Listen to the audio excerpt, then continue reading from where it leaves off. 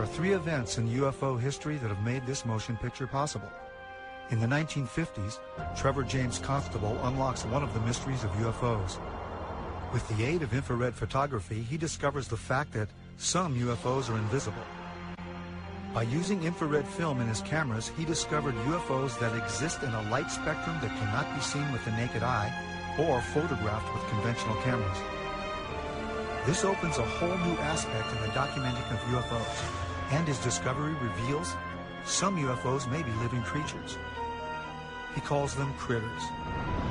In 1994, Jose Escamilla discovers a phenomenon called mirages, a life form invisible to the naked eye that we've never seen before. He also develops a technique for filming these life forms that exist in the realm of the very fast. He calls it skyfishing, using high-speed shutter settings on camcorders. In 1995, NASA stops airing live broadcasts from shuttle missions after UFO footage has been made public, creating a controversy about how much NASA really knows about their existence. Looks like you got an object right in front of you, Mark. Can you look out there?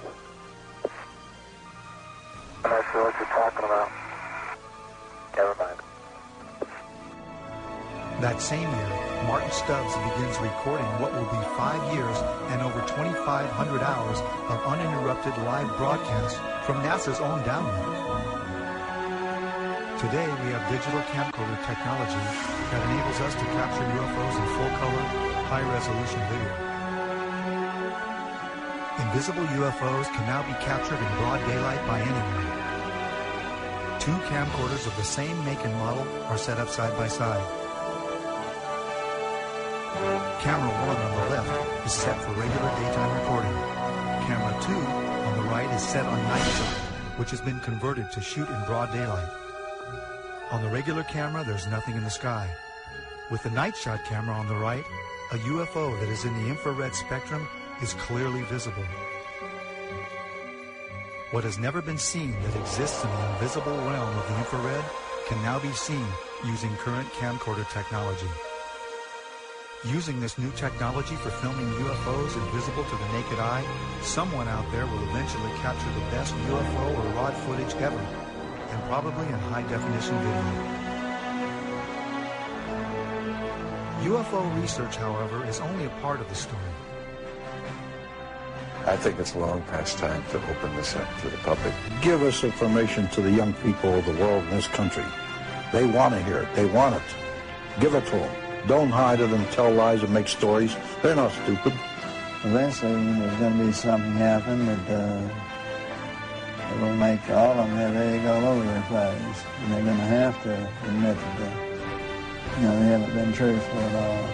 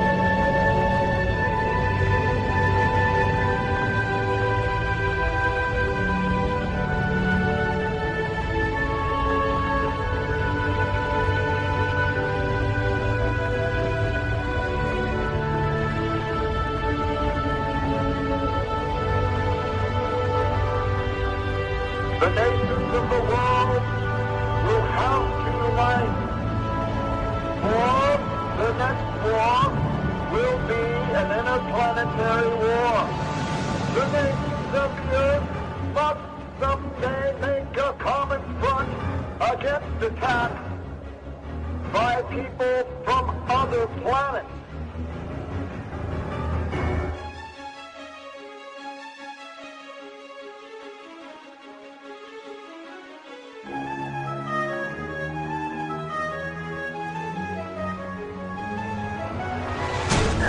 aircraft guns went into action against unidentified aircraft in the Los Angeles area, ordered by the 4th Interceptor Command at 2:25 a.m. The unidentified object moved slowly down the Pacific coast from Santa Monica and disappeared south of Long Beach. Searchlights closely followed the object down the coast and kept it centered in their thread. Shells frequently detected crossing near the object, but none appeared to hit it. The shooting stopped about 3:30 a.m. Approximately 20 minutes after the firing died down, the ship returned and headed westward from Long Beach toward Santa Monica. The guns went into action again, throwing round after round of shells at the object. The second barrage appeared to be closer to downtown Los Angeles, since watchers could hear the concussion of the guns more clearly, and the flash of bursting shells was brighter. Then the ship disappeared for the second time over the ocean. We return you now to CBS in New York. That was Byron Palmer on the West Coast.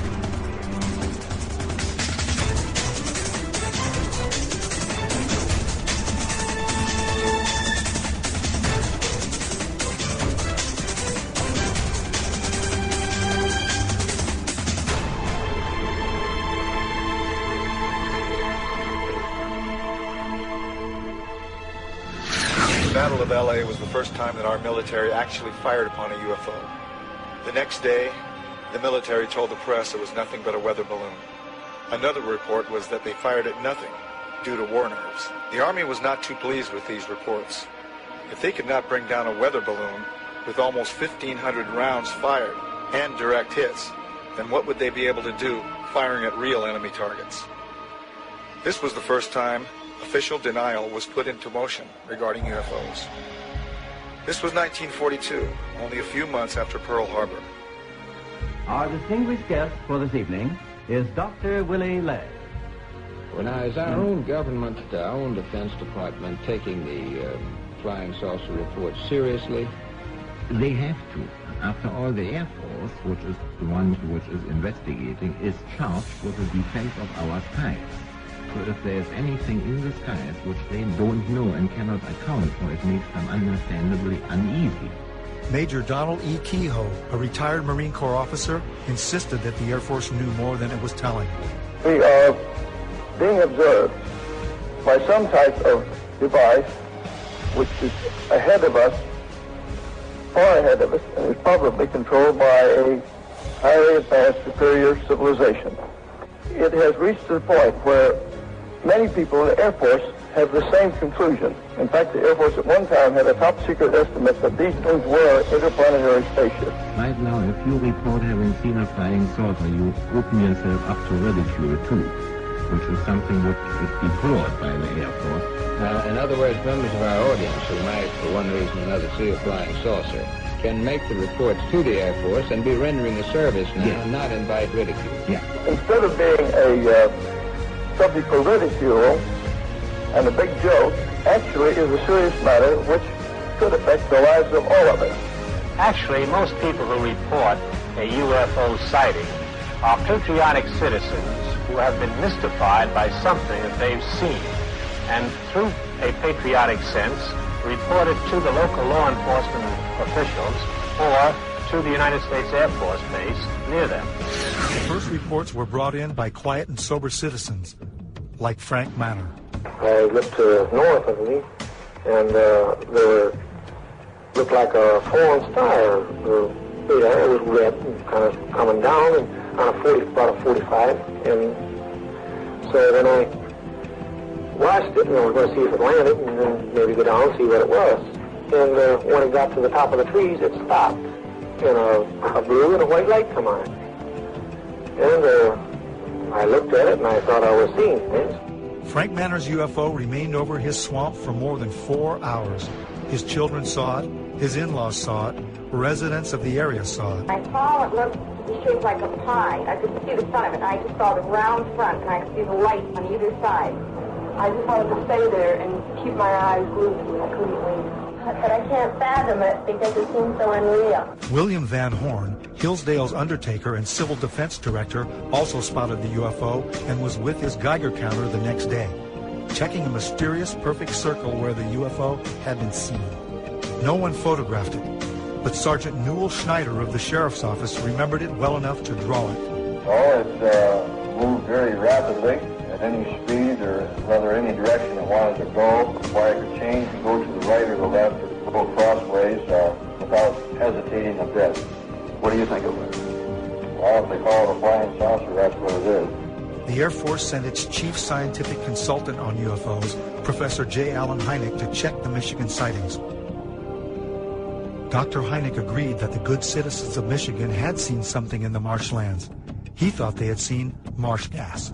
They, as children on the farm, had many experiences with swamp lights, and that this was obviously the thing that it was, and they couldn't understand why the people in Michigan got so excited over swamp lights. Dr. Hynek's belief in marsh gases was not exactly welcomed by Ann Arbor Sheriff Douglas Harvey, who had some interesting things to tell me. Because if he's going to say it's marsh gases, I'll tell you now, in all due respect to Professor Hynek, he's all wet. I think this is a flowered-up deal, because last night he was in my office, and this is what my statement will contain. And at 11 o'clock, he had no statement whatsoever to make. He told me he had no idea what it was, but he said the Pentagon said that he had to make a statement tomorrow. He said, I don't know what I'm going to say. So overnight, he comes up with this theory. Right now, if you report having seen a flying saucer, you open yourself up to ridicule. Well, you can look at here, look, beer bottles thrown. Look at my windshield. What would you think if somebody was throwing beer bottles at your house, standing out in the middle of the road screaming, you nut, you're fanatic, and all that? What would you think? You open yourself up to ridicule. Are you sorry now that you did tell people what you saw? Yes, I am. I'm sorry, because it's not that it's not the truth, but it's just the idea, the reaction of the people. They think you're a nut. To tell you the truth, that's just what they figure you are. And I'm not going to take it no more. I don't want nobody down in here. I just leave me alone. You open yourself up to ridicule too, which is something which is deplored by the Air Force, is deplored by the Air Force, is deplored by the Air Force. If the thing lands right there by that pump, I'd never say a word. And he got out and talked to me. I wouldn't tell nobody. That's just the way I feel. I'm bitter and disgusted in the whole matter. According to the United States Air Force, in following a policy which is set probably fairly high in the Pentagon, there are about 250 or 300 extremely incompetent airline and military pilots in this country. The airlines let them continue to fly even though they have reported UFOs. The Air Force has been accused from time to time of hiding information about UFO. What do you have to say to that, Colonel Henry? Well, these charges are absolutely untrue. We have not been hiding anything. This is not an attack on the Air Force spokesman or the project spokesman. They are simply following orders to explain away all UFO sightings as quickly as possible when they become public and deny that UFOs really exist. UFOs were fairly new, and even though there had been sporadic reports throughout the late 1800s and early 1900s, they were simply nothing to worry about. Flying saucers had been reported and photographed worldwide. They were not an issue because the sightings, although seen by pilots and close to Army bases, did not seem to pose any kind of threat. They were simply passed off as strange lights or sightings of atmospheric and weather anomalies by untrained civilians who were seeing things that were easy to explain. After the attack on Pearl Harbor, it became apparent that our military needed to control who or what flew into our airspace.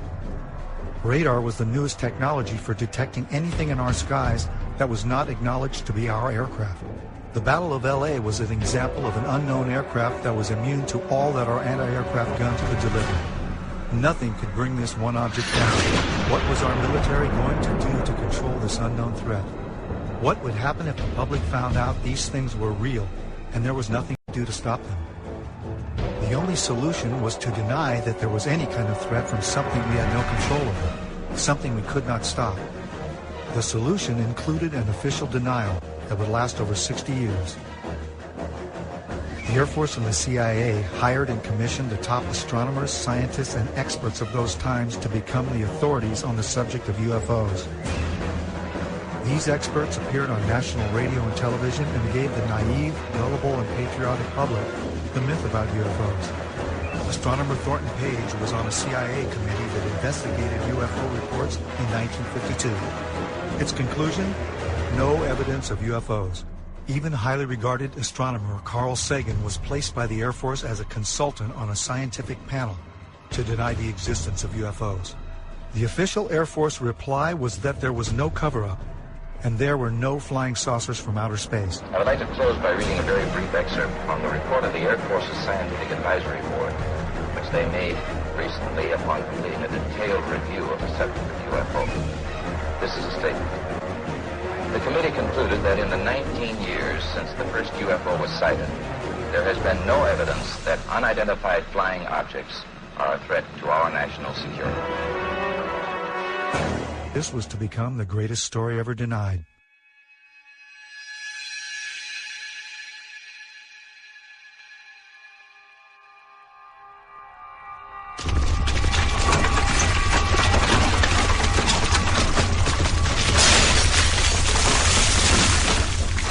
Like many other people in Los Angeles, my brother and I were devastated by the Northridge earthquake.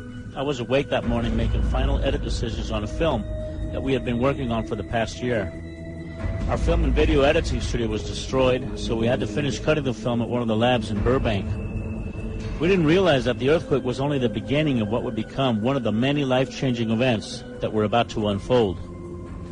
We decided to go home and visit our family for a while before coming back and starting all over again. We went back to Roswell, New Mexico, which is our hometown, and a couple of months later we filmed the first broad daylight footage ever taken of UFOs over the Roswell area. We compiled an enormous archive of broad daylight UFO activity at Midway, which is where we all grew up, and which is located just 9 miles south of Roswell. Midway is also the place where the rods phenomenon was discovered. A mysterious object has been caught on tape over Albany, New York. It looks suspiciously like a missile. Is that possible?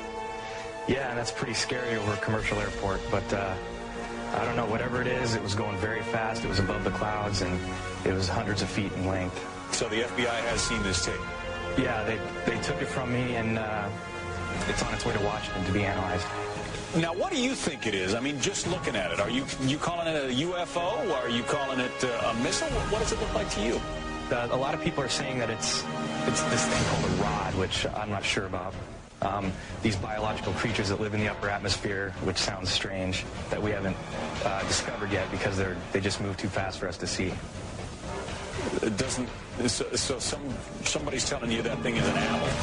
Yeah. This guy Jose Escamilla, he's been researching these for like 8 years. He has a website, and that's what he thinks. It's amazing. No telling what these things are going to teach us once we catch a specimen and investigate what its makeup is. It's an incredible phenomenon. Whatever these things are, they've mastered the ability to travel through both mediums as if there's nothing really there. It's like traveling through dimensions. The rods are just one part of an enormous panorama of life that is veiled from normal human sight. You found that by using an extremely fast shutter, you could slow down and objectify something that would otherwise elude the photographic process. But that doesn't mean that they're not there. It just means that you need a device, an apparatus that will remove an optical limitation that you have. We don't reject the microscope because the microscope intensifies the power of human sight. Without it, the world of the microbe would not exist. But that wouldn't alter the fact that our entire environment, our entire living scenario, is really conditioned upon what happens in a domain that we cannot see directly. In my opinion, the same thing applies, and this will be verified in years to come, at the upper border of nature. But I realized at this point that it's very secret, that it was kept secret, because I asked him, what are you going to do with this piece of information? And he said, we always airbrush these out before we sell them to the public. So they're pesky little creatures appearing on this photograph they wanted to get rid of. This is a fact of the matter. We were really not sure after John flew whether or not there were critters, living critters out there somewhere. Critters that were captured by NASA on that mission, the STS-75, in 1996. In all my considerable experience of the entire UFO scenario, I have never seen and never expected to see footage like that. And least of all did I expect to see it on film that, or tape that had been exposed by the government in a NASA mission. The shuttle Columbia in this mission was equipped with a very sophisticated and expensive ultraviolet camera. It was sensitive to the near ultraviolet. And when they were up at 300 miles above the atmosphere, they launched from the Columbia a small satellite with a tether. Not long after it was launched from the Columbia, the tether broke. We'll record steadily the whole break and coil back to the tether. Copy, Claude. Here we go. Again, this is a view of the satellite. Well, if it had to break, it did it in the right place. And you see on this astonishing film, you see the satellite go drifting far astern of this orbiting Columbia. The tether, which is 12 miles long, straightens out into a long white line, which you can see as plainly as could be. Columbia and the satellite now 77 nautical miles apart. Now, while this is all going on, a whole covey of UFOs, perhaps 36 of them, manifest to this ultraviolet camera, and they begin moving around, circulating, looking for all the world like something in an aquarium tank. The satellite, again, just moving into sunrise. Now, Houston, of course, down on the ground, is getting this feed from the Columbia, and they ask the astronauts in the shuttle, what can they see? What is it they can see? You guys getting the image? Franklin, we see a long line, a couple of star-like things, and a lot of things swimming in the foreground. Can you describe what you're seeing? Well, the long line is a tether, and there's a little bit of debris that kind of flies with us. It is like a brilliant white bar. It looks like a neon sign, and it's 12 miles long. Now, what this does is give you a sort of cosmic ruler by which you can get an idea and an estimate of the diameter of the UFOs that are flitting around down there. Now, when you see them go behind the tether, that means that you can use that tether like a ruler to measure their diameter. And those things that are down there going behind the tether are between 2 and 3 nautical miles in diameter. One of the things you see over and over again is you see UFOs materialize into the ultraviolet while you watch. You see them come from out of nowhere to the point where they are returning a response to the camera. You also see them dematerialize while you have them under observation. There's 2 of the central things that have gone on with UFOs since day one: materialization and dematerialization. It's going on in this film, 300 miles above the Earth, photographed by your government with your astronauts superintending the whole thing. Ali, completely unzoomed, and you see the full extent of the tether. Columbia, Houston, that's a much better view, a lot more contrast visible. It's not an infrequent occurrence out there. They happen quite often. There were probably 1,500 reported cases. I have over 3,000 cases now. They estimated 100 yards from the left wing was this 100-foot disc. And the strength of the signal was as strong as the surface contact on the water of an aircraft carrier. This contact was huge. We were flying tankers over England, and London Control asked us to intercept a UFO. We would go from 1 o'clock, 7 or 8 miles to 6, 7 o'clock, 7 or 8 miles inside of 4 or 5 seconds. We have to be moving. They could rise, go straight up. They could do that. It seemed like instantaneous. Once they started moving, they went straight up, for a while, and then they went zap. Then it just sort of disappeared. It dematerialized and left the atmosphere just gone. It just took off into space. It just left at high speed. There have been ET visitations. There have been crashed craft. There have been material and bodies recovered. I didn't want to look at it any longer than that because I felt that my life was in jeopardy. I was beaten, literally hidden in the ribs and pushed, and I was resisting. And I know Sergeant Bustinza was doing the same thing. He said, "You are never to speak of this again. As far as you're concerned, this never happened." You never saw this. I don't exist, and this situation never happened.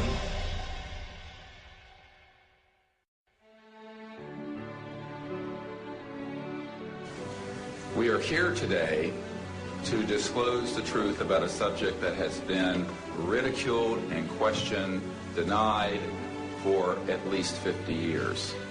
The reason we are coming forward now is that we are asking for the U.S. Congress and for President Bush to move towards an official inquiry and disclosure on this subject. Morning, ladies and gentlemen. My name is Clifford Stone. I'm a Sergeant First Class, United States Army. My name is Dwayne Arneson. I served 26 years as a communication electronics officer in the U.S. Air Force. My name is John Callahan. I'm a retired FAA employee. I was the division manager for the Accidents Evaluation and Investigation Division. My name is Don Phillips. I was in the United States Air Force and had worked with certain intelligence agencies of the United States government. These are people who have been inside the CIA, NSA, NRO, Air Force, Navy, Marines, Army, all divisions of the intelligence and military community, as well as corporate witnesses, contractors to the government. My name is Dan Willis. My name is George Filer III. My name is John Maynard. My name is Donna Hare. My name is Carl Wolf. My name is Harlan Bentley. My name is Larry Warren. My name is Mark McCandlish. And these are folks who have been involved in so-called black budget or covert unacknowledged projects. These unacknowledged special access projects are taking in at least $40 to $80 billion per year. And they are sitting on technologies that can change the world forever. My name is Charles L. Brown. My name is Michael Smith. My name is Robert Solis. My name is Carol Rosen. I have had grown men weep who are in the Pentagon, who are members of Congress, and who have said to me, what are we going to do? And I'm prepared to tell the story in front of Congress, and it is the truth.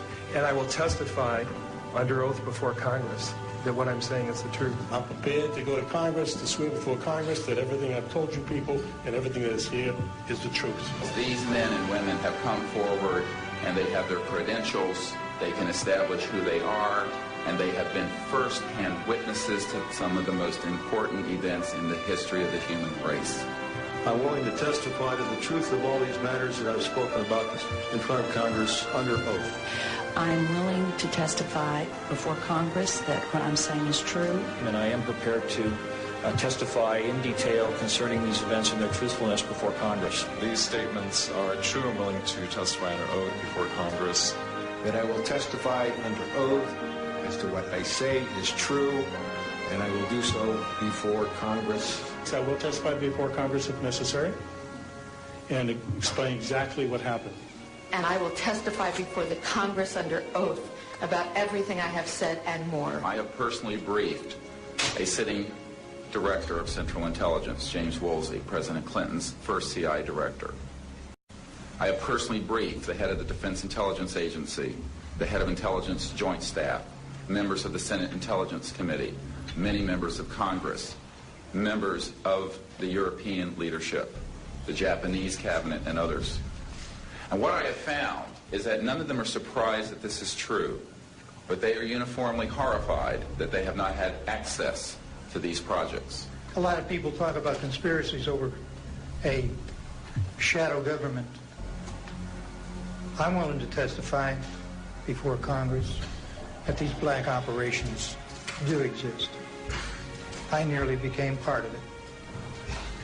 But I saw the light, I think, or was it? And I got out. And that's it. We have to disclose what we know. And I am willing to testify before Congress under oath, or before any other organization, that what I witnessed is true. This whole project, bringing this out in the open, will probably take other people too. But myself, I'm 73 years old, and I've had a good life and no regrets. I've loved this country, and I've been a Christian all my life since I was about 11 years old. And so I believe God wants us known. And I believe the cosmos wants us known. I know we're not alone in the universe. I know that the absence of evidence is not evidence of absence. It's evidence that has been denied to the American people.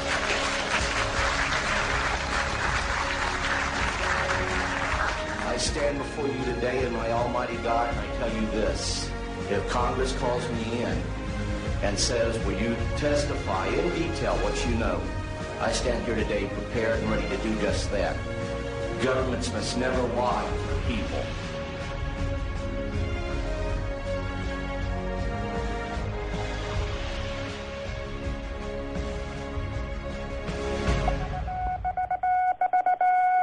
Headline edition, July 8, 1947. The Army Air Forces has announced that a flying disc has been found and is now in the possession of the Army. Army officers say the missile, found sometime last week, has been inspected at Roswell, New Mexico, and sent to Wright Field, Ohio, for further inspection. The whole project was get as much information and technology out of these crafts as fast as they could, and to steer the news media off on some crazy idea that these sightings were created by college pranks and balloons and meteorological problems. And a lot of the information was siphoned off by the CIA and the National Security Agency and people at ONI, Office of Naval Intelligence. It was the first time I'd ever seen anything like this before, and all eyes were just peeled on that particular thing. And when he told us what it was, it was frightening. It was eerie. There, you could have heard a pin drop in the room when it was first mentioned. Well, he said it had been taken from one of the craft that had crashed in New Mexico, and that it had been taken from a box of materials that the military was working on.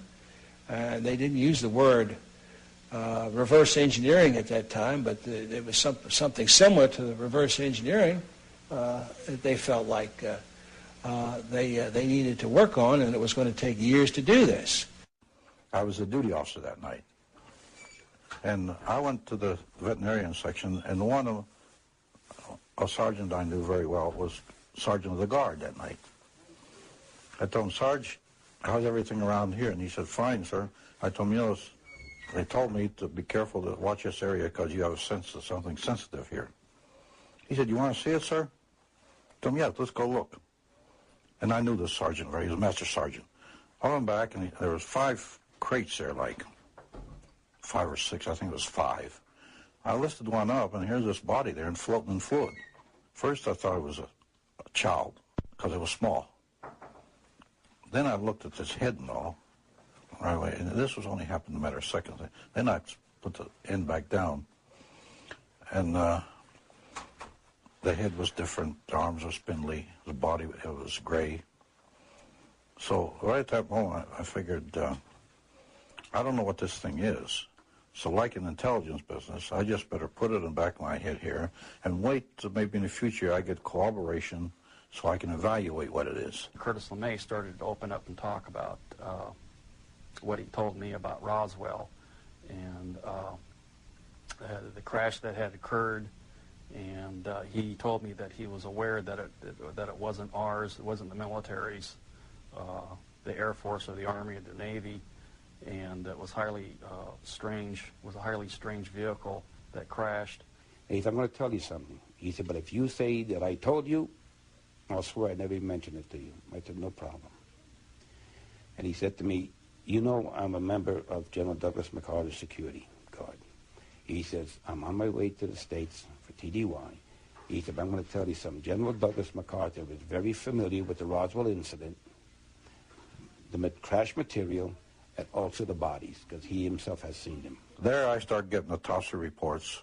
I started getting other crash reports, the artifacts I got. And I did get one time a report that NSA was getting signals from space, which were not just space noise or, or unscrambled or something you couldn't read. They were really very perfect and looked like something was guiding them. There was a real message. We were never able to decode it. This was a very coordinated message. It wasn't just noise coming. It was a pattern. The one person I happened to meet and took quite a shine to, and he to me, was a Dr. Adolf Raum. Just a little background on him. He was from Switzerland originally. He was on the first A-bomb test in the U.S. He knew Dr. Oppenheimer personally, and just a fine, fine gentleman. One night after supper and after a few martinis, I jokingly asked Adolf, I said, what do you know about the little gray men that are supposedly on ice here at Wright-Patterson? And I can distinctly recall his face turning ashen white. His voice got very stern, and he said, Arnie, he says, all I can tell you is that they were not weather balloons, and we will not talk about it again. You understand? And there was no uncertainty in my mind that we wouldn't talk about this further. We can safely say that, yes, there were some captured craft in Roswell, New Mexico, and yeah, they were real. And yes, we really did get some technology from them. And yes, we really did put it to work. How many bodies have been recovered? Don't know. How many crashes have occurred in which we only got debris from because they came and did their recovery before we got there? Don't know, but it has happened. It has happened. When they have problems, just like we send out a distress call, they send out a distress call, which is something that a lot of people don't allude to or don't even... It's the one question that's never asked. But here again, we think of them as something intangible, like that stuffed animal there. But they're living, breathing creatures, as mortal as you and I. They think, they have loves, they have likes, they have dislikes, they have social culture. This is so important to try to make people understand that that is the case. There were more crashes than Roswell, but people don't understand is that there was one in 1948, and there was another one in 1949. The radar testing in New Mexico was the cause of a lot of them that were crashing, and high-powered transmitters, when they would get too close to transmitters, it would interfere with their guidance control, and they would just crash. Other craft crashed. We had shot them down. As an example of some of our precision, we have here a photo of an object re-entering the Earth's atmosphere. Through our programs, we were able to predict a precise time that this was going to happen and notified a particular agency who then went out with a camera and was able to obtain this photograph. What altitude? This is just entering the Earth's atmosphere somewhere around 400,000 feet. We've been successful. We crashed in White Sands, New Mexico. We tracked it. We were tracking it at the time, and we were successful in damaging enough where it crashed.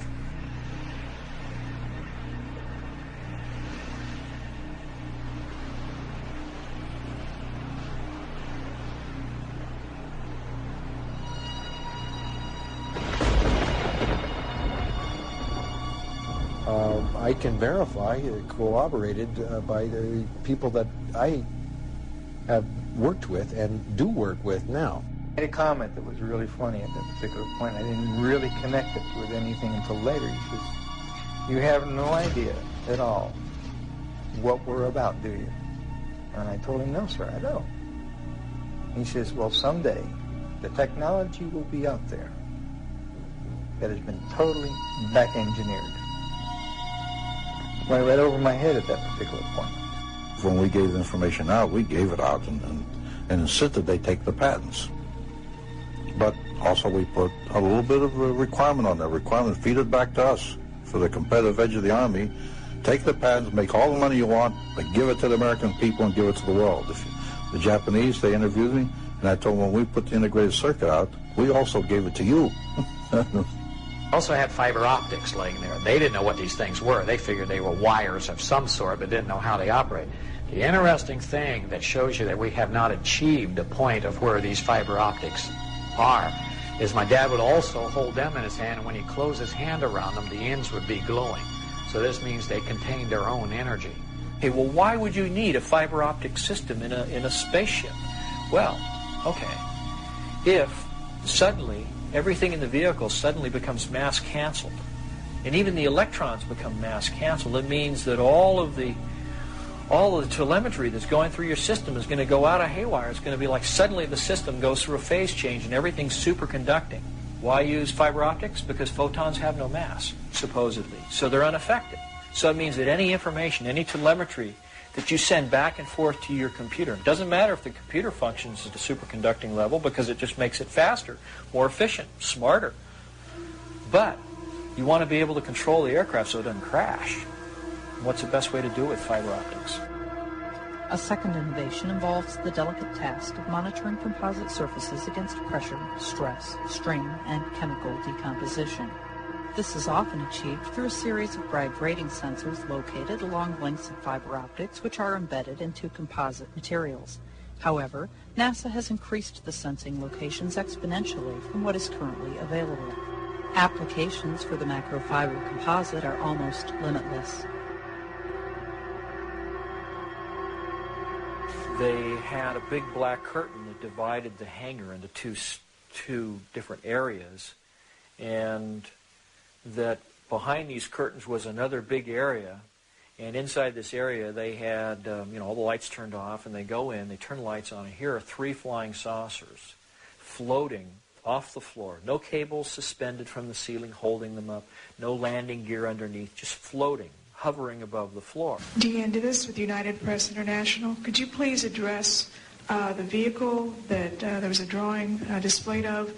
Why would this vehicle be on display at an air show? He said there were 3 vehicles. The first one, the smallest one, the one was partially taken apart, the one that was shown in the video that was running in this hangar, November 12, 1988 at Norton Air Force Base, was about 24 feet in diameter at its widest part, right at the base of that flange. In a few instances, I can say there are clearly over-unity electromagnetic devices, things that produce more electrical energy out than in. This is an alien reproduction vehicle, and just to be clear, this means that it is based on advanced anti-gravity and zero-point energy propulsion systems. The next biggest one was 60 feet in diameter at the base. There are corporations such as SAIC, Lockheed Martin, Northrop, and others that deal specifically with advanced energy and propulsion systems connected to UFOs.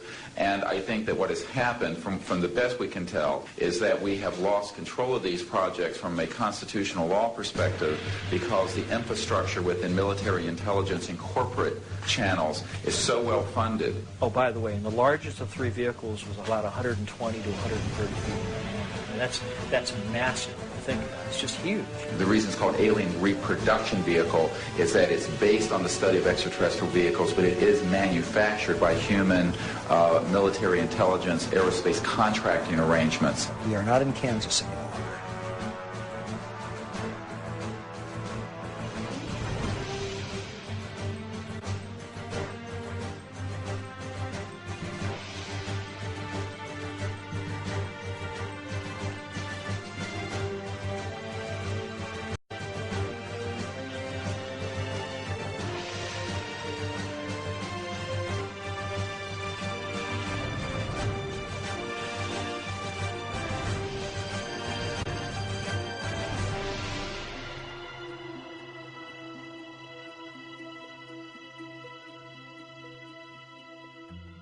Brad said that in this exhibit at Norton Air Force Base that a 3-star general said that these vehicles were capable of doing light speed or better.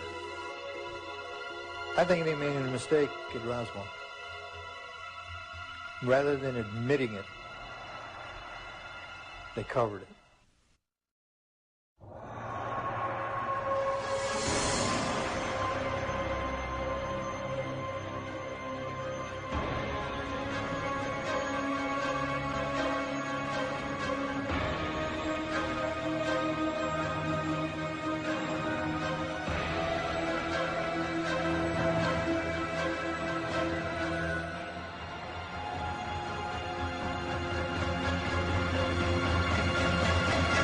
Our moon is an object that exists in our immediate space. For years, there have been anomalies recorded such as mysterious lights, flashes, and objects that have been seen by astronomers here on Earth. NASA released a compilation of these recorded reports prior to the first moon mission.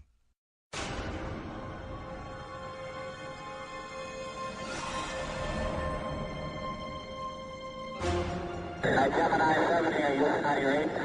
1 clear, 7, go ahead. Hotel 0, 10 o'clock high. This is Houston, say again, 7? I said we have a report here, 10 o'clock high. Roger. Building control here again. The reference in that conversation was bogey. It was Borman who reported sighting the bogey. This is Gemini Control Houston at 4 hours, 24 minutes into the flight. Well, as far as the moon is concerned, I think they found when they got up there that there was already somebody there. And I wouldn't want to say any more than that. But they got out of there and they haven't been back. But I have seen certain documents and read certain reports that indicate that there's somebody already there that knows a lot more than we do and would be willing to run us off if we didn't go on our own. I doubt that we will go to the moon again. It has been argued that the moon could be used as an indicator of extraterrestrial visits to our solar system. Unfortunately, the detection of ET artifacts on the moon is outside the interests of most mainstream archaeologists, as archaeology tends to adhere to a pre-Copernican geocentric point of view. It is generally accepted that the search for alien artifacts on the moon is not necessary because there are none. Given the success in using terrestrial remote sensing to find archaeological sites on Earth, can similar techniques be used to find possible artificial construction on the moon and other planets? For example, the ancient Corinthian fortress Khoi Kragankala in Uzbekistan, constructed between the 4th century BC to the 1st century AD, appeared as an impact crater before excavation in 1956. On the moon, Khoi Kragankala would not be perceived among all the other impact craters.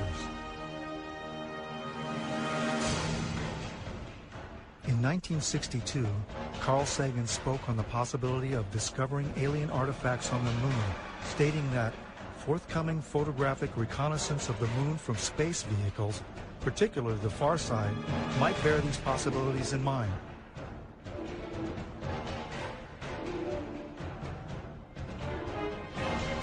Rectangular patterns on airspace photos are recognized as signs of human culture in the remote sensing of the Earth and air archaeology.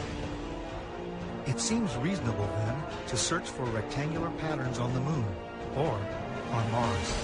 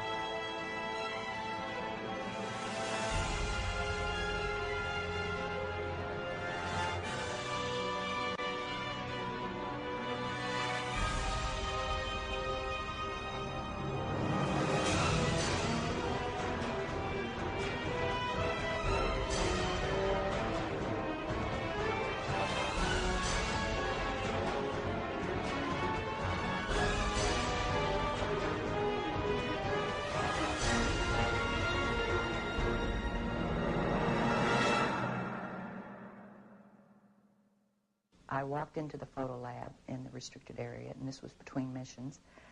One of the gentlemen I had been friends with, and I still talk to occasionally, he pointed to one area of this mosaic. It was one panel of a mosaic with a smile on his face. He said, "Look over there." And I looked, and in one of the photo panels, I saw a round white dot. And at the time, it was very crisp, very sharp lines on it. And I said to him, what is that? Is that a dot on the emulsion? And then he's grinning, and he says, dots on the emulsion don't leave round shadows on the ground. And there was a round shadow at the right angle, at the correct angle, the sun shining on the trees. I saw pine trees. I didn't see a coastline. I don't know where this was. And I said, "Is this a UFO?" And he's smiling at me, and he says, "I can't tell you that. I can't tell you that." What I knew he meant was it was, but he couldn't tell me. So I said, "What are you going to do with this information?" And he said, "Well, we always have to airbrush them out before we sell them to the public." In 1965, in mid-1965, I was loaned to the Lunar Orbiter Project at NASA on Langley Field. They had problems with a piece of electronic equipment that was bottlenecking their production of photographs. I was taken into the laboratory where the equipment was malfunctioning. The Airman Second Class was in the dark room at that time. I was also an Airman Second Class. About 30 minutes into the process, he said to me in a very distressed way, "By the way, we've discovered a base on the backside of the moon." And then he proceeded to put photographs down in front of me, and clearly in these photographs were structures, spherical buildings, and towers.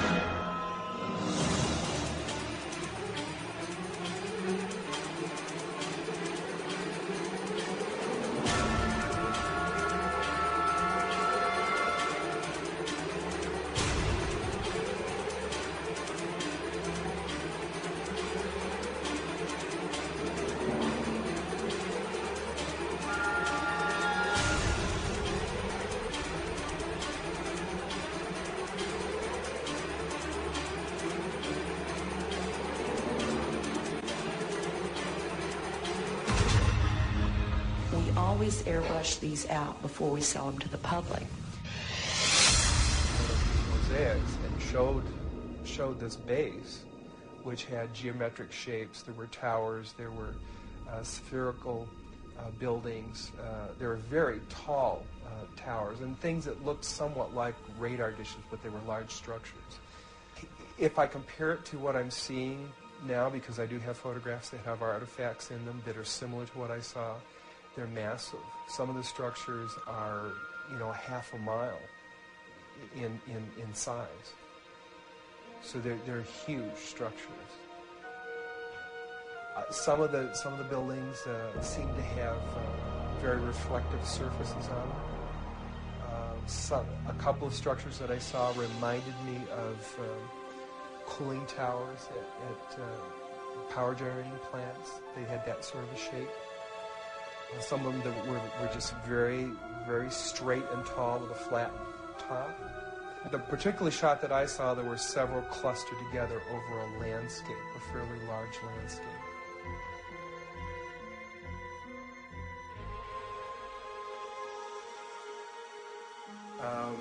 I worked there for 3 more days, and I remember going home and naively thinking, I can't wait to hear about this on the evening news. And here it is, more than 30 years later, and I hope we hear about it tonight. And I will testify under oath before Congress that what I'm saying is the truth.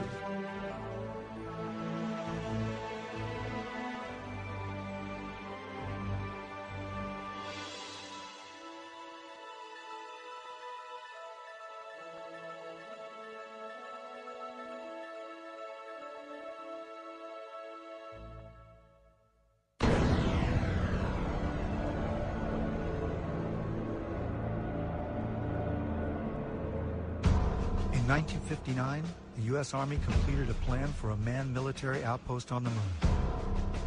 The Horizon Lunar Outpost was said to be necessary to protect United States interests on the moon, to conduct moon-based surveillance of the Earth and space, to act as a communications relay, and to serve as a base for exploration of the moon. The permanent outpost would cost $6 billion and become operational in December 1966 with 12 soldiers. The base would be defended against Russian overland attack by man-fired weapons. The Apollo program began only 2 years after the Horizon report, but a moon base would not have been established earlier than the 1970s. During the discussion of UFOs, the question ultimately is going to come up, can any government keep secrets, let alone the U.S. government? And the answer to that is unequivocally yes. People in high-level government have very, very little, if any, information, valid information about this. Most have no more knowledge than the man in the street. There's always been what they call the need to know. They keep pretty much each organization an island unto itself. I looked at him and I was pretty startled because I'd worked out there several years and never seen anything like this, never heard of anything like this. I had a top secret crypto clearance, and I could go into areas where my commanders, some commanders could not even get in. He was a civilian but had done a lot of work with NASA on a lot of committees and what have you. And I think his problem was the fact that he hadn't heard about this. They can't get in there because they don't have the need to know, even though they have the same clearance as the guy that gets to go in there. He knew that he was very important because he was on a lot of committees in NASA. And since he was very important but hadn't heard about this thing, this couldn't be true. The UFO secrets can be kept secret from other people who have the same security clearance. And the truth is, they have hidden things like UFO and extraterrestrial information from us for years. Not just the current era, but back before the 1900s. There's about 38 levels above top secret.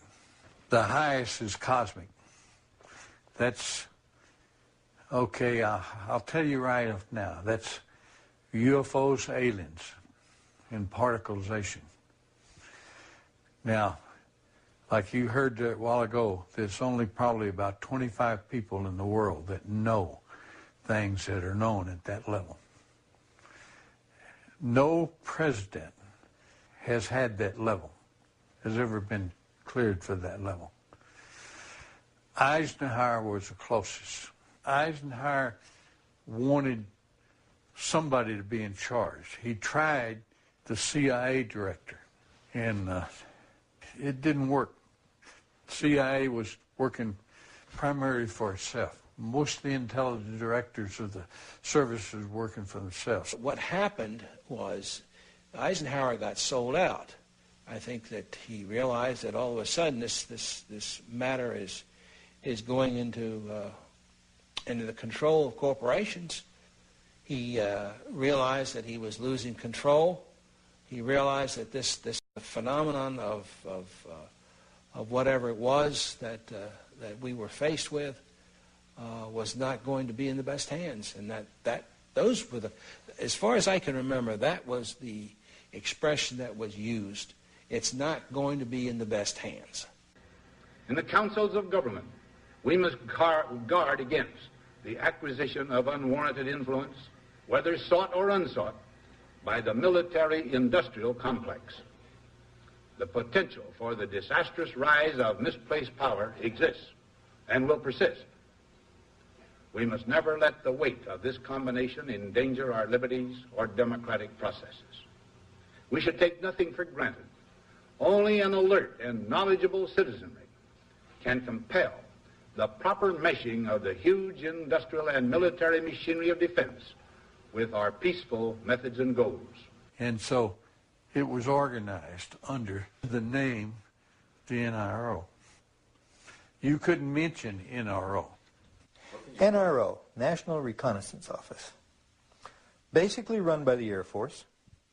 The Reconnaissance Office, from my understanding of people that I've had contacts with since I retired, has taken on a lot more responsibility, particularly towards UFO and extraterrestrial activities. You could say that they picked up where Blue Book dropped off. If you're on that level, there's an organization worldwide called ACIO. That's Alien Contact Intelligence Organization. If you pay your dues and you follow the rules, you can benefit, your government is allowed to benefit from that organization's information. Henry Kissinger headed some sort of a study group back in the 50s to study the ramifications of this information if it had leaked through a credible source. In fact, Jimmy Carter was not brought into the loop. They, for some reason, the control group, they don't trust the guy for some reason. They don't trust Jimmy Carter. They were afraid that he would come out and make statements, blanketed statements to the news media. I was contacted by Ms. Marcia Smith, who was the director of the Science and Technology Division of the Congressional Research Service. She asked to meet with me, and I met with her, and she informed me that President Carter, upon taking office in January of 1977, held a meeting with then the Director of Central Intelligence, who was George Bush Sr., and demanded that the Director of Central Intelligence turn over to the President the classified information about unidentified flying objects and the information that was in the possession of the United States intelligence community concerning the existence of extraterrestrial intelligence.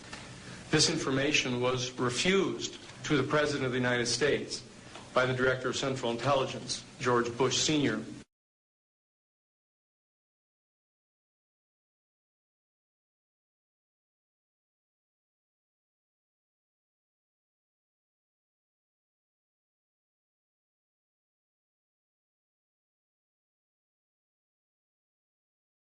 Told us we could not talk about this to anyone, including any of the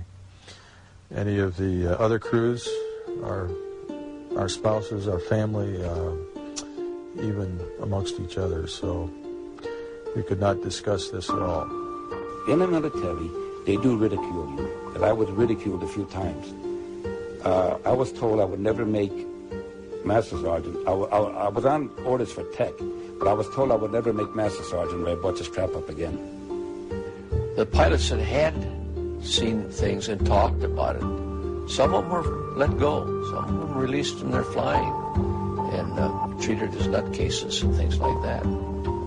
At times I used to carry a nuclear weapon. In other words, I was mentally fit to carry nuclear weapons, but I'm not mentally fit if I see a UFO. Well, this criticism and this ridicule has, I think, done more to keep the story coming out than almost anything else. It had been discussed with me on numerous occasions. Talked about what could happen to me militarily and what could happen to me even if I discussed this as a civilian. That subject just was dropped. It just wasn't discussed. Anything to discredit you, and you'd never get a promotion, and I'd spend the next 3.5 years up the North Pole living in a tent checking weather balloons. I've made no money from this. I've got nothing but pain and suffering out of it, out of talking about it. I've been harassed at my home. This was used against me partially in losing a job once in teaching. I've had a hell of a time after I've told this story, but I continue to tell the story because I think it's important for people to understand that this sort of shit goes on in the government. He was sorry he wrote the book. He was sorry he exposed the family to the ridicule, to the lawsuits. It's been very tough on our entire family. He did not want to die, leaving us with these problems. Just hope that the future people such as yourself and me will know what to do with this type of knowledge that this man brought forward. I do say that he is the first man to come forward in a high capacity.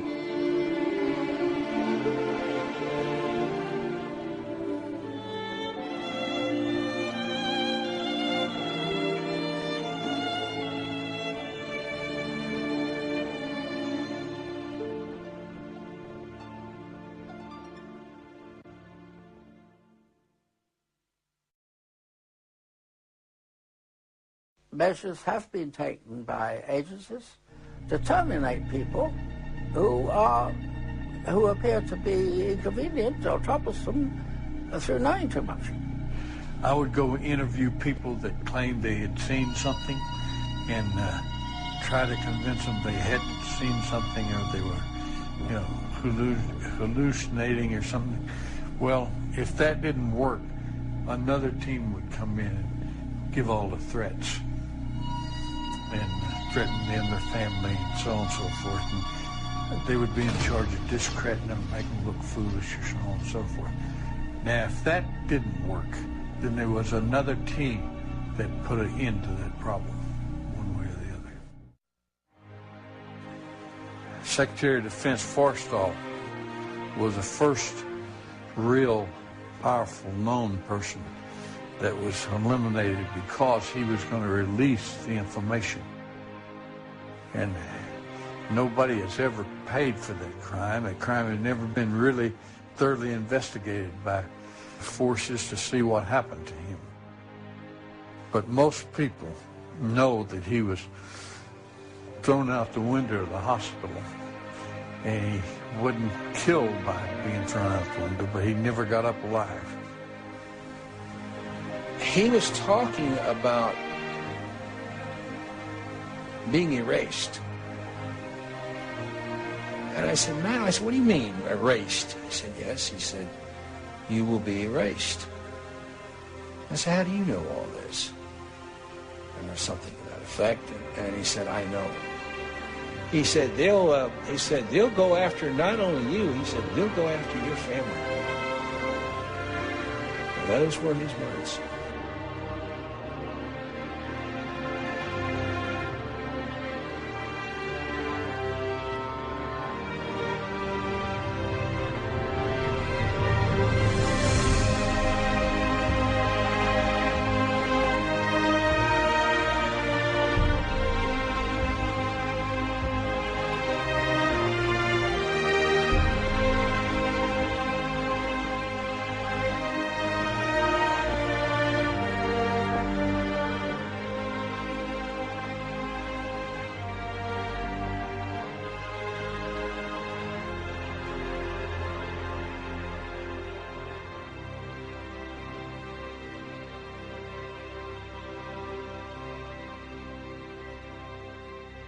And they're yelling at me, and they're hollering and cursing, and you didn't see anything, and we'll do you and your whole goddamn family. And they're it was basically that for about 8 or 9 hours. They're just off on their own.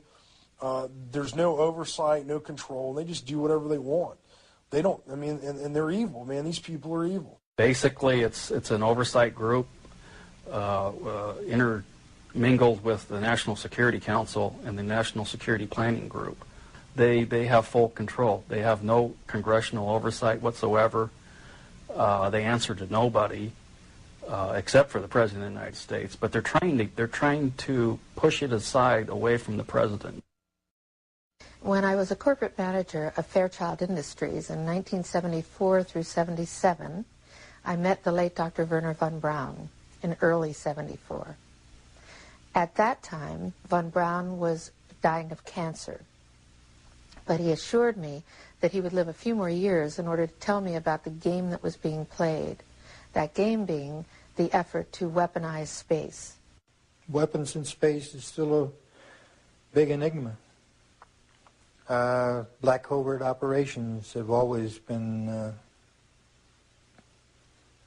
trying to do something like that. Von Braun's purpose in life during the last years of his life, his dying years, was to educate the public and decision makers about why space-based weapons are dumb, dangerous, destabilizing, too costly, unnecessary, unworkable, undesirable.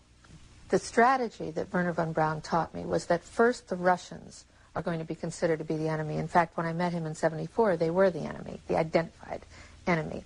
We were told that they had killer satellites. We were told that they were coming to get us and control us, the dirty commies, that whole story. First, the Russians were the enemy against whom we're going to build space-based weapons. The ballistic missile defense system is probably a pipe dream in the sense that if what it's designed for is that you know where it's coming from.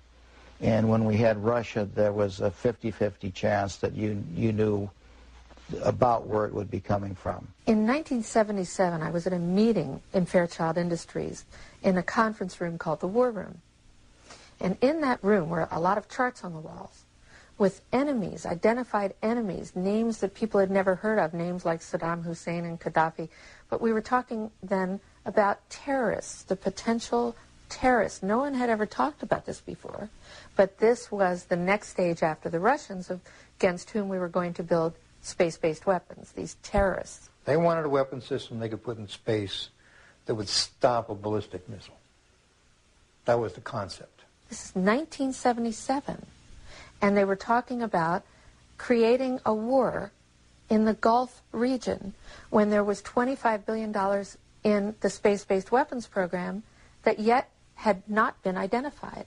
It wasn't called the Strategic Defense Initiative, at least, until 1983. This weapons system then had obviously been going on for some time that I didn't know anything about. When Star Wars was brought out as an idea, which was before Reagan actually, and incorporated into his administration, it became pretty much a window dressing, as one people would call it, but there was a lot of truth behind what they were trying to do. They knew the basic principle of what they wanted to do. So I stood up in this meeting in 1977 and it said, I'd like to know why we're talking about space-based weapons against these enemies. I'd like to know more about this. Would somebody tell me what this is about? Nobody answered.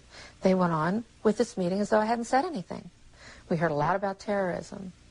Then we were going to identify third world country crazies. We now call them nations of concern.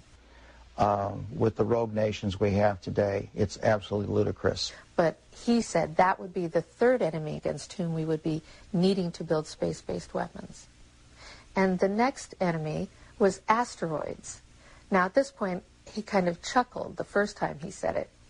Asteroids, against asteroids we're going to build space-based weapons. So it was funny then.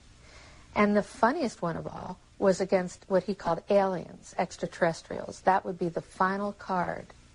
And over and over and over, during the 4 years that I knew him and was giving his speeches for him, he would bring up that last card. And remember, Carol, the last card is the alien card. We're going to have to build space-based weapons against aliens.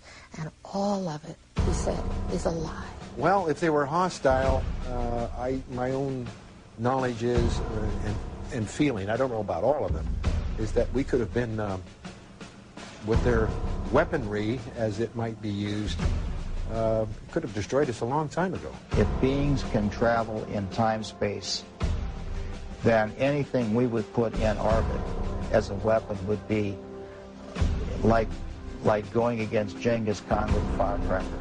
Now, some would like for us to believe and like to develop the idea that the aliens and people are our enemy now, but that's not true. I noticed the satellite's positionings. I said, now, this is supposed to be a system that tracks radar anomalies on Earth, right? You know, the whole thing, the movement. Yep, that's what it does. And I said, so why are half of them pointed towards the outer space? Towards the moon, towards areas that are just blank space. I have concluded that I'm fighting against the clock, that I have but a short time to try to convince people that we are moving in an avenue where we are going to militarize space. As a result of militarizing space, we are going to acquire new technology. We're going to evolve new technology. At least half of those satellites you got up there aren't looking at Earth. He had to receive several transmissions from the Pentagon and from other satellite monitoring stations of the NSA that they were tracking ETVs, extraterrestrial. That stands for extraterrestrial vehicles. I said, what are they looking for? He says, well, you got to have them even know about that. We put nuclear weapons out in space as a line of defense, and we was ready to blow them up if they started in. He didn't mention a timeline, but he said that it was going to be speeding up faster than anybody could possibly imagine. Okay, we're not joking about this, but Dan was at window 1. He looked out, he saw an object floating nearby. We took several pictures of it. It's fairly small. We just heard that in the process of poring over that heat shield, they found 3 more objects floating in close proximity to the space shuttle Atlantis. There you go, 1, 2, and 3. Unclear what those are. Maybe a 4th there. Unclear what those are. Could be ice. Could be little pieces of harmless debris. Worst case scenario, could be parts of the heat shield, and that is why NASA is concerned. So it's very hard to identify what those little things might be.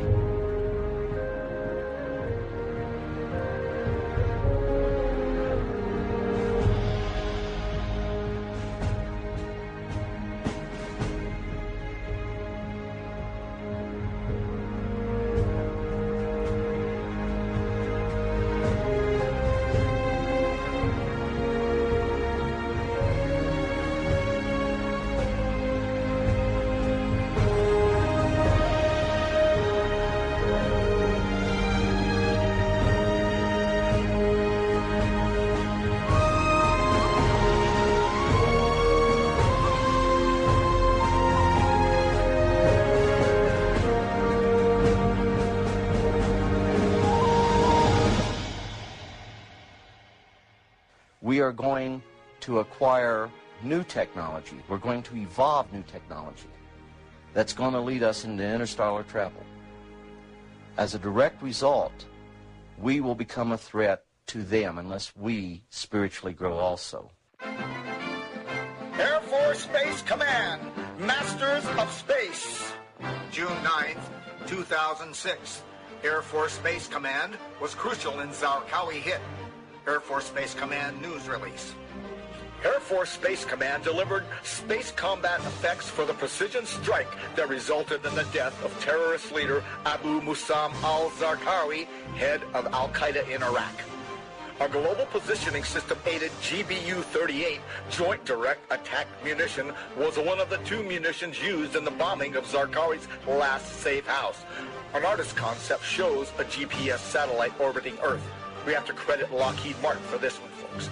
Once again, GPS-aided munitions played a significant role in the success of an important operation, said Brigadier General Donald Alston, Director of Air and Space Operations, or AFSPC. We provide communications, navigation and timing, intelligence, surveillance and reconnaissance, and missile warning. Our mission is 365 days a year, 24 hours a day, 7 days a week, providing space effects to the warfighter, said Vice Commander Major General Thomas Taverny. Air Force Space Command, Masters of Space. President George Bush is expected to issue a directive in the next few weeks giving the U.S. Air Force a green light for the development of space weapons, potentially triggering a new global arms race, it was reported yesterday. The new weapons being studied range from hunter-killer satellites to orbiting weapons using lasers, radio waves, or even dense metal tubes dropped from space by a weapon known as rods from God on ground targets. Space warfare experts said they expected the Bush administration directive to signal a shift in attitude towards exploring ways of affirming U.S. dominance in space militarily. In a memo that I wrote to President Bush last week, I stated that this campaign will persist until our goals are met, and they are as follows. That we have open, honest hearings on the subject in the U.S. Congress. That there be a permanent ban on the weaponization of space or the targeting of any objects of extraterrestrial origin. That there be a full and complete study of classified technologies connected to this subject, specifically technologies connected to UFO and extraterrestrial vehicles. If declassified and used for peaceful energy generation and propulsion, would solve the looming energy crisis definitively. You don't need cars unless you got an internal combustion engine. Well, if you have one of these units, that's about 16 inches long and about 8 inches high and about 10 inches wide, then you don't need to plug into Kit Carson, the local electric company. It burns nothing, no pollution, okay? It never wears out because there's no moving parts. Denny Klein uses an alternative fuel source once thought impossible. He says people still have trouble believing him when he reveals his liquid fuel. Water. Take water and electricity, and we break it down through our very unique electrolysis process. Klein has just patented his process of converting H2O to HHO, producing a gas that combines the atomic power of hydrogen with the chemical stability of water. It turns right back to water. You see the water running off of it. Klein originally designed his water-burning engine for cutting metal. He thought his invention would replace volatile acetylene in welding factories. Then one day, as he drove to his laboratory in Clearwater, he thought of another way to burn his HHO gas. On a 100-mile trip, we use about 4 ounces of water. Klein says his prototype 1994 Ford Escort can travel exclusively on water, though he currently has it rigged to run as a water and gasoline hybrid. Simply speaking, it can change the world by reducing our dependence on fossil fuels. These are equivalent to our... Pete Dominici is helping Klein take his hydrogen technology patents from a 2-room office in Clearwater to consumer markets around the world. You know what? Microsoft came out of nowhere, came out of the garage. Why not hydrogen technologies? The duo is already in negotiations with one U.S. automaker and the U.S. government. Their plans have grown from basic welding with water to powering the entire world from the safest and cleanest fuel on Earth. Members of Congress recently invited Denny Klein to Washington to demonstrate his technology. Now his company is currently developing a Hummer for the U.S. military that can run on both water and gasoline. I have concluded that it's based on a few people making a lot of money and gaining power. We have cartels. We have a whole set of cartels in an area, interlocking corporations, and behind this we have a few people who are quite wealthy and who own most things. It's about ego. Everybody's trying to be the big monkey. It's really as simple as that. Who's control of petroleum of the world? A lot of people think that Iraq, Iran, and so on and so on. They don't. They don't. We control it. Us and the British interests and the world interests. Well, some people refer to this secret government. I would say that in terms of profiting from the status quo, big oil, there are certain geopolitical and financial infrastructures that would not welcome a definitive replacement to the fossil fuels. So what we get is the great Armageddon everybody's been dreading. The energy crisis going right now, in my view, will probably evoke a great Armageddon that we've all feared so long in about 2007. It's about a few people who really are playing an old, dangerous, costly game for their own pocketbooks and power struggle. People in power right now don't want us to know is that this free energy is available to everybody. I will tell you, and we can prove this with other scientists who are ready to come forward, that we already have a complete replacement for any fossil fuels or ionizing nuclear power plants. We don't need them. We haven't needed them. Probably have not needed them since the time I was born. The, quote, cover-up of this issue that has been going on for the last 50 years is probably the biggest single threat to our democratic society. This is the greatest strategic threat to survival of the United States and, in fact, of civilization itself. It still bothers me that I've seen all this, I know all this, and I'm walking around like with the answer and nobody wants to ask the question. I think it's time for us to act to end this charade. It's definitely time to make this disclosure on this. It's been kept secret too long. One of the things that I'm upset about is that good people are forced to do illegal things, and I believe that this information should be given to the American public. It's the discovery of the lifetime of humankind, isn't it? To find out that we're not here alone. People are walking around in a daze. They have no idea what is going on. The fools may blow the world from other causes, don't misunderstand me. But they're going to blow it from this cause.